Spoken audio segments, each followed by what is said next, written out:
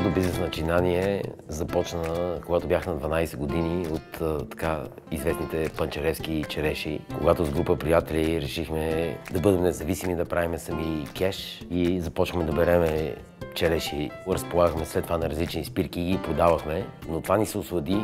След като свърши черешовия сезон, започна бензиновата криза. Период, в който буквално колите чакаха по 24-48 часа на опашка, за да заредят бензин, дизел, газ. Първоначално започваме да мием прозорци. Бяхме първите, от които миеха прозорци в България въобще. Скоро след това видяхме, че също толкова дълго време седат там колите, че освен прозорците може да измием и самите коли.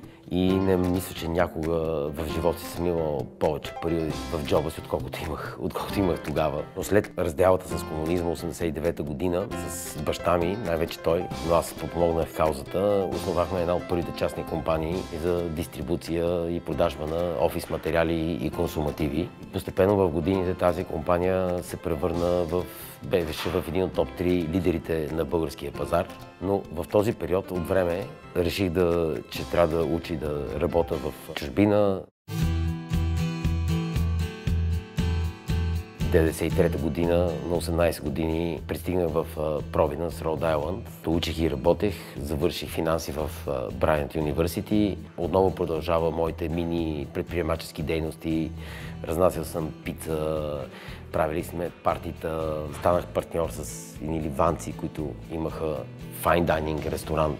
След завършването ми вече започна да работя по моята специализация и работех в CVS, което е една от най-големите фармацевтични вериги за аптеки в света. Записах магистерска програма в Бостън Колидж. Това беше и момента, в който всъщност срещнах бъдещата ми съпруга. 2003 година, независимо от това, че имахме и двамата предложения за работа и възможности да се установиме в Щатите, това все пак са и нейната родна страна. Така съвсем неочаквано и спонтанно решихме да се върнем в България.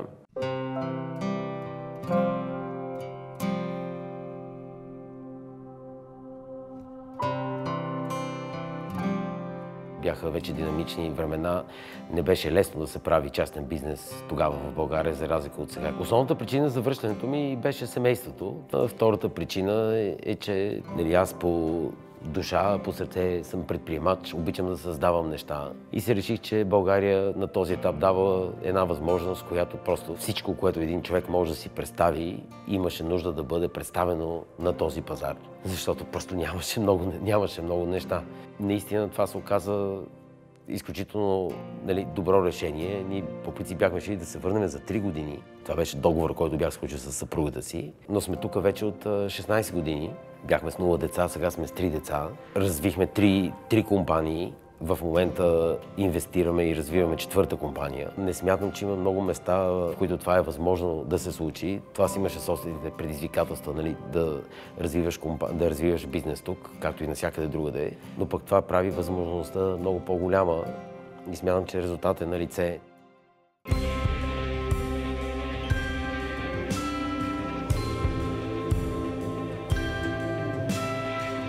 Втората компания, в която инвестирахме, расте в последните 5 години с над 20% на година. Тук, ако твориш, работиш, развиваш се в България и правиш големи неща, хубави неща, те са толкова видими, толкова осъзнаеми, поради това, че сме по-малка страна. Аз пътувам навсякъде по света. България се развива много по-бързо, отколкото се развиват европейските страни и отколкото се развиват Щатите.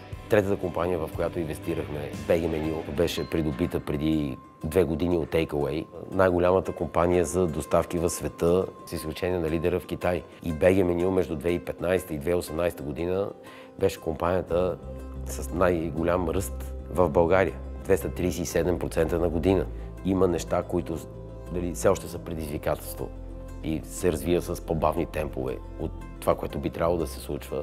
Но това е нормално, ти не можеш на всички фронтове да бъдеш успешен. Факт е, че България е един от IT хабовете в Централна и в Източна Европа. И аз смятам, че си заслужава човек да седне и да си направи анализа, ако иска да смени поприще, ако иска да смени място, ако не се чувства щастлив там, където се намира, е добре да се сложи България на картата. Във всеки сектор има прогрес. Аз съм ангажиран с десетки, ако не са стотици компании. Няма компания, която да не търси активно кадри и да прави всичко възможно на това да ги привлече тези кадри. България е много по-различна и е много по-променена от това, което беше преди 15 години. Повечето големи компании са представени тук. В България са едни от най-младите и най-перспективни компании в IT сектора. И София е една от водещите стартап столици на европейско ниво. Днес е много по-лесно да стартираш компания и да развиеш бизнес, отколкото беше преди години. Независимо от тази възможност, най-важното е, че семейството ти е до теб.